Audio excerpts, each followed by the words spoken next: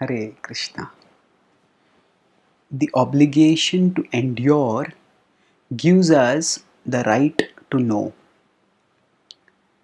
When, suppose we were taking a medicine and it had some side effects, but the pharmacist selling the medicine told us, oh, there is no need to read about the side effects of the medicine, just take the medicine.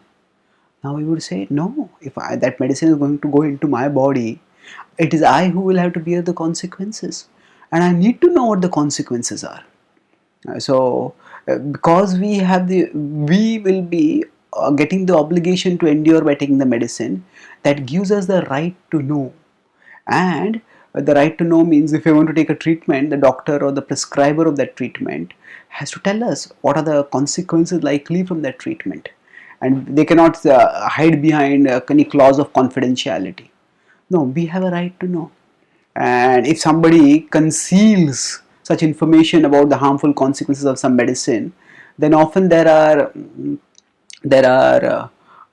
whistleblowers. There are people who expose such concealments, and people who are whistleblowers like this, often they are very much appreciated in society because they are giving people knowledge that is important for people, but that was concealed from them. Now, similarly, when we live in material world, the whole materialistic culture around us prescribes that we engage in material, we pursue material pleasures, that they urge us to just live for sensual pleasures. Now, living sensually, living at the materialistic level of reality brings certain consequences with it. And the consequences among them are that we have to grow old, we have to get diseased, and we eventually have to die. Now we may say everyone has to die. Yes, everyone has to die, whether they be materialists or spiritualists. But those who are spiritualists, because they have cultivated higher spiritual consciousness, so they can transcend bodily sufferings by their absorption in higher spiritual reality. And they can do this because they don't go through life with closed eyes. They keep their eyes open and they recognize that ahead in the journey of life, Janma Mrityu Jara Vyadhi Dukkha Doshanu Darshanam, in 13.9 in the Bhagavad-gita it is stated that birth, old age, disease and death are Dukkha Doshanu Darshanam. These are big miseries, and systematically, unsentimentally, we need to see these miseries. We need to prepare for these miseries. So, when we understand that, okay, this is what material life is going to offer me in the end. This is where I am going to go eventually. When we understand this, then that obligation to endure which we have by living materialistically, living in material existence, and especially living materialistically in material existence, we have to endure this. And when we understand that we are going to endure this, that obligation to endure gives us the right to know. Right to know what? Okay, what is it that I am buying into? What is it that I have taken up? Is there any alternative to this? And that alternative to this, that is spiritual living. The Bhagavad-gita gives this perception of the deaths, of the evils of birth, old age, disease and death. It mentions this as one of the 20 items of knowledge. And this list of 20 items concludes in 13.11, 13.12, where it states, Adhyatma Jnana Nityatvam Tattva Jnanartha Darshanam.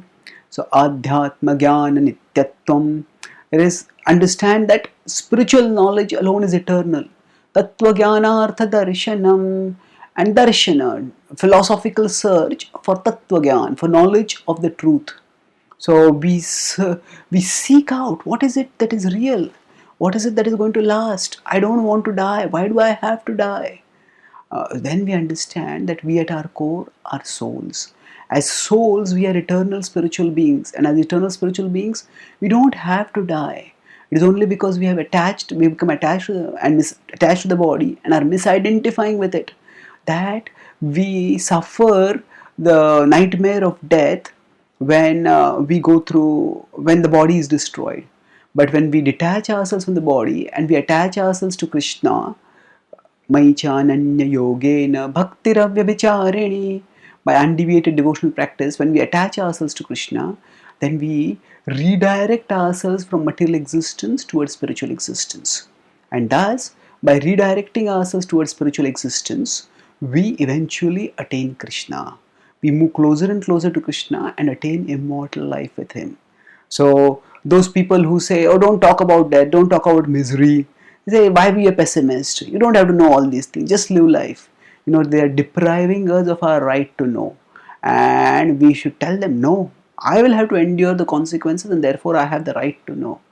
And the Bhagavad-gita, with its wisdom, fulfills our right to know by giving us knowledge, not just of the disastrous consequences of material living, but also the liberation available through spiritual living. Thank you. Hare Krishna.